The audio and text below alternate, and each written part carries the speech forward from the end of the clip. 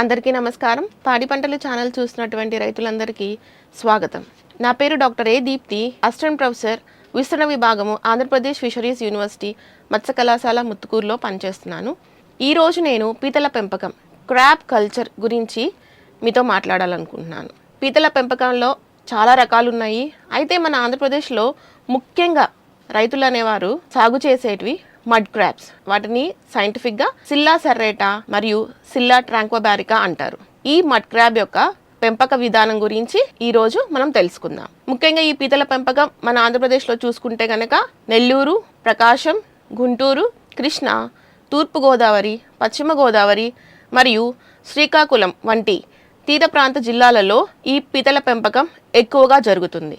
ఈరోజు మనం 1 ఎకరా స్థలంలో పీతల పెంపకం అనేది ఏ రీతిగా చేసుకొనవచ్చు, దానిలోని వివిధ భాగాల గురించి మనం తెలుసుకుందాం. అంటే చెరువుని ఎలా సిద్ధం చేసుకోవాలి, నీటి యొక్క నాణ్యత, మేత యాజమాన్యం, కల్చర్ పద్ధతి, అంతేకాకుండా 1 ఎకరాలోని పీతల పెంపకానికి అయ్యే ఖర్చు మరియు లాభం గురించిన పూర్తి వివరాలను మనం తెలుసుకుందాం. మొదటిగా చెరువు సిద్ధం చేయడం అనే దాని గురించి మనం తెలుసుకుందాము. 1 ఎకరా చెరువులో మనం 3 నుంచి 4 అడుగుల వరకు లోతు తీసుకొని నీరు నిల్వ ఉంచేలాగా చూసుకోవాలి.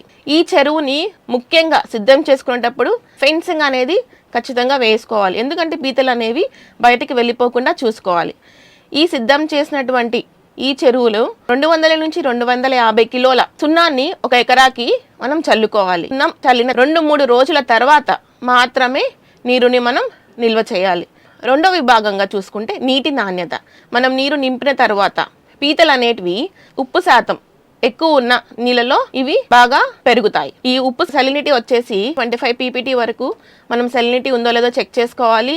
తర్వాత pH వచ్చేసి 7.5 to 8.5 చూసుకోవాలి. నీటి ఉష్ణోగ్రత 26 నుంచి 32 డిగ్రీల సెల్సియస్ ప్రతి 10 నుంచి 15 రోజుల వరకు. తరువాత కొంత నీటిని అనేది మనం మారుస్తూ ఉండాలి.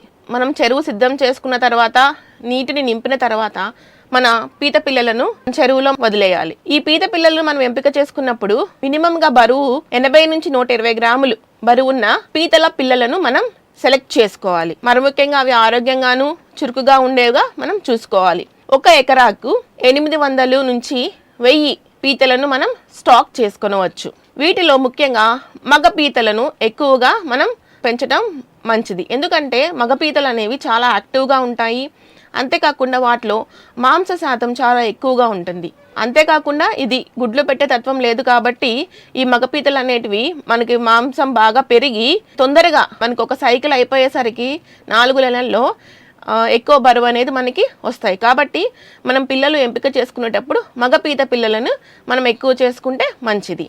ఈ పిల్లల ఎంపికలో ప్రభుత్వం గుర్తింపు ఇచ్చినటువంటి హ్యాచరీల ద్వారా కానీ లేదంటే తెలిసిన ఆఫీసర్స్ ద్వారా కానీ ఫిషరీస్ డెవలప్మెంట్ ఆఫీసర్స్ కానీ వాళ్ళని సంప్రదించి ఈ పీత పిల్లలు అనేటివని తెచ్చుకుంటాం వల్ల లాభాలను మనం పొందుకొనవచ్చు. పీత పిల్లలు అనేవి మనం స్టాక్ చేసిన తర్వాత వీటికి కావాల్సిన ఆహారం గురించి మనం మాట్లాడుకుంటే ఇవి ట్రాష్ ఫిష్ అంటే చేప మిగులులు, చిన్న చిన్న ట్రాష్ ఫిషెస్ కానీ లేదా కోడి వ్యర్థాలు కానీ, నత్తలు, క్లామ్స్ వీటిని ఆహారంగా తీసుకుంటాయి. ఇవి మనం వాటికి రోజుకి మనం స్టాక్ చేసినటువంటి పీతల యొక్క బరువు ప్రకారంగా 5 నుంచి 8% ఆహారం ఇవ్వాలి. సహజంగా మనం ఎప్పుడు ఆహారము చేపలకు కానీ రొయ్యలకు కానీ మార్నింగ్ ఈవినింగ్ ఇస్తూ ఉంటాము. కానీ మన పీతల కల్చర్కి వచ్చేసరికి సాయంత్రం వేళ ఆహారం ఇవ్వడం చాలా మంచిది. సాయంత్రం వేళ ఎందుకు ఆహారం ఇవ్వాలి అంటే పీతలు అనేవి నాక్టర్నల్, అంటే ఇవి నైట్ రాత్రి వేళ చాలా యాక్టివ్గా ఉంటాయి. ఇవి లైట్ని తీసుకొనలేవు. లైట్ ఉన్న ప్రదేశాల్లో ఇవి తిరుగుతూ ఉండలేవు అన్నమాట. నైట్ టైము ఇవి చాలా యాక్టివ్గా ఉంటాయి కాబట్టి మనం రాత్రిపూట వీటికి ఆహారం కనుక ఇస్తే అవి చక్కగా తీసుకుంటాయి. పెంచే కాలం వచ్చేసి మొత్తము 90 to 120 డేస్, అంటే ఒక 4 నెలల్లో 90 నుంచి 120 రోజుల్లో ఒక సైకిల్ అనేది ఇది కంప్లీట్ అవుద్ది అనమాట. మౌల్టింగ్ సమయాలను పీతలను గమనించాలి.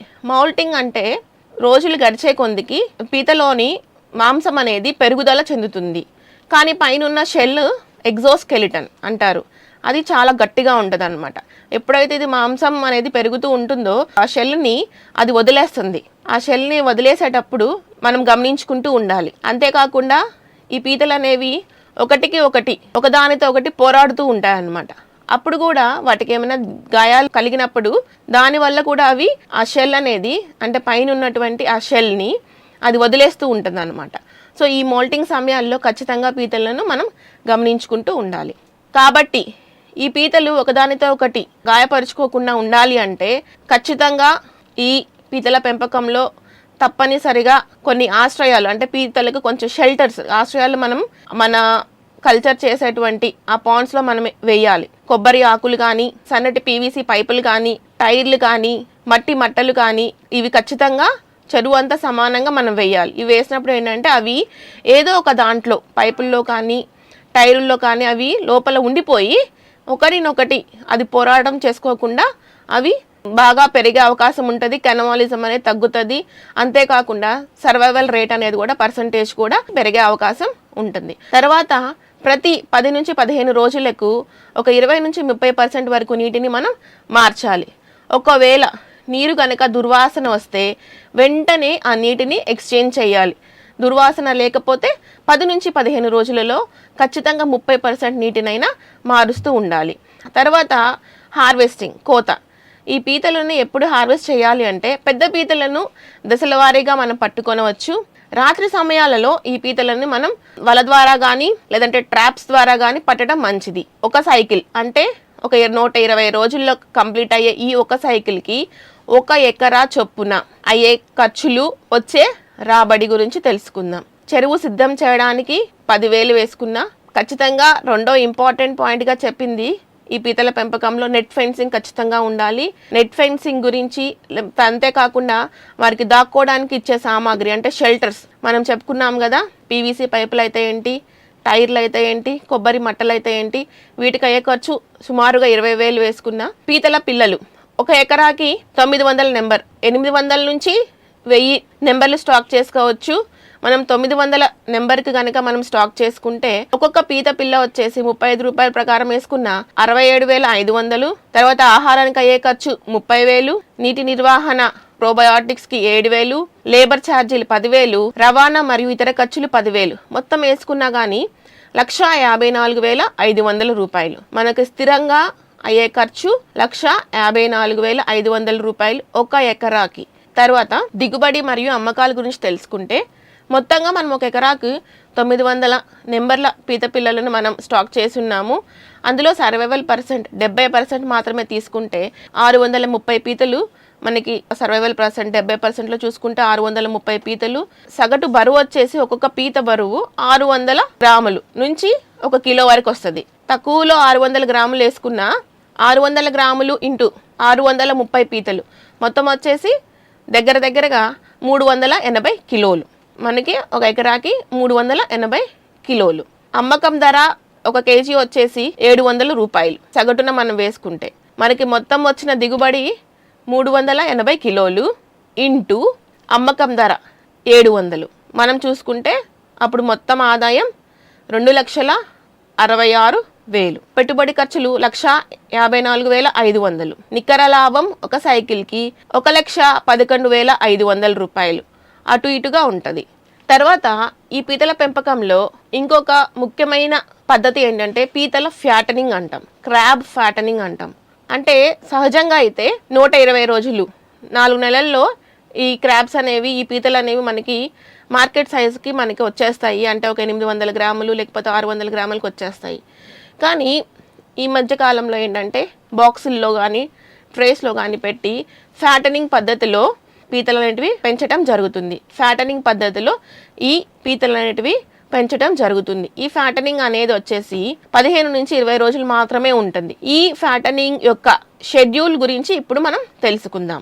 ఈ పీతల యొక్క మాంసంని తొందరగా తక్కువ సమయాల్లో ఎక్కువ బరువుగా పెరగడాన్ని ఫ్యాటనింగ్ పద్ధతి అంటాము. ప్రతిరోజు ఉదయం చెక్ చేయాల్సింది ఏంటంటే అన్ని బాక్సులు అన్ని ట్రేస్ చెక్ చేసుకోవాలి.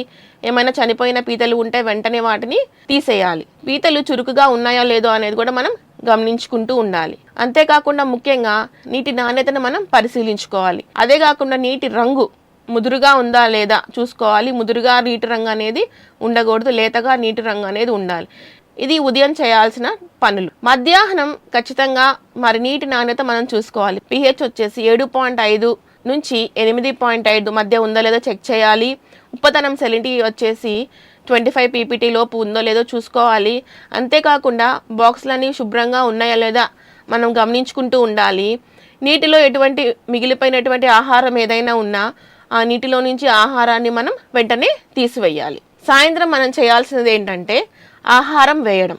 ఇది ఎంతో ముఖ్యమైన విభాగము. ఆ తర్వాత పీతలపైన ఏమైనా గాయాలు ఉన్నాయా లేదా అని చూసుకోవాలి. గాయాలు కనుక ఉంటే ఆ పీతలను మనం వేరే బాక్సుల్లో సపరేట్గా మనం వాటిని కల్చర్ చేయడం ఎంతో ఉత్తమమైనది. బాక్సులు కేజీలు ప్రతిసారి శుభ్రం చేసుకుంటూ ఉండాలి. అంతేకాకుండా నీటి అడుగున ఉన్నటువంటి మలినాలను ఖచ్చితంగా తొలగించుకోవాలి.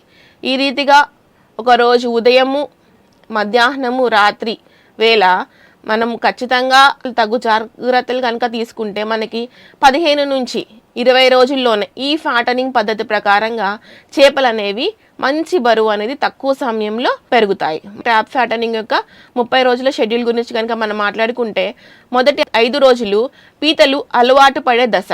తరువాత 6 నుంచి 15 రోజులు ఏంటంటే ఇది మాంసము ఎక్కువగా పెరిగే దశ.